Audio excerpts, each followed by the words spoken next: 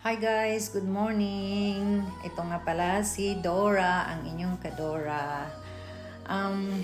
Ayan guys, pinapakita ko dito yung aking pagdadrive. Papunta ako ng city. 2 hours and a half ang biyahe. Galing sa aming bahay. Tapos, ipakwento ko lang yung naging driving journey ko guys. Una, naging L-plate muna ako. At ang hirap maging L-plate muna.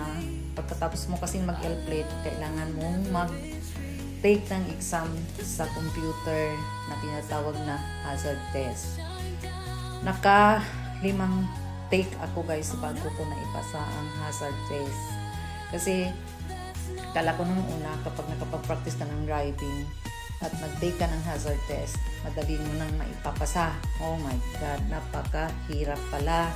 Kasi maliit na bagay, kapag nagkamali ka ng liko, pagka nagkamali ka ng move, puntang left or right, tapos medyo alanganin, tapos hindi mo nabantayan yung ilaw, tapos ganun.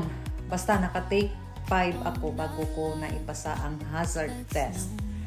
Tapos, after hazard test, nag-take na ako ng PDA. Yung PDA, yung practical driving with instructor na guys. Bagsak na naman ako nung una. Pero sa pangalawang pagkakataon, nakapasa ako guys. Pero nag-take muna ako ng driving instructor for 1 hour lang. Pero napakagaling ng driving instructor po. Talagang 1 oras lang guys. Tinuruan niya ako ng mga technique kung paano ko maipasa ang P-plate ko. Kasi dito sa Australia, 3 level muna bago mo makuha ang professional driving. Kailangan mong L-plate habang nagpa-practice ka. Tapos, pagkatapos mong mag-L-plate, pag kaya mo na, kailangan mong mag-take ng exam ng hazard test kung wala kang lisensya sa Philippines.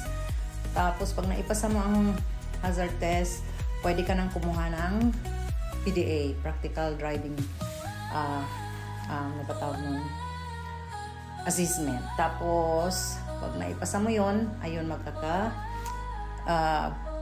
red P-plate ka for 6 months. At pagkatapos mong mag 6 months sa red P-plate, pupunta ka sa clerk of court nila, bibigyan ka nila ng green P-plate.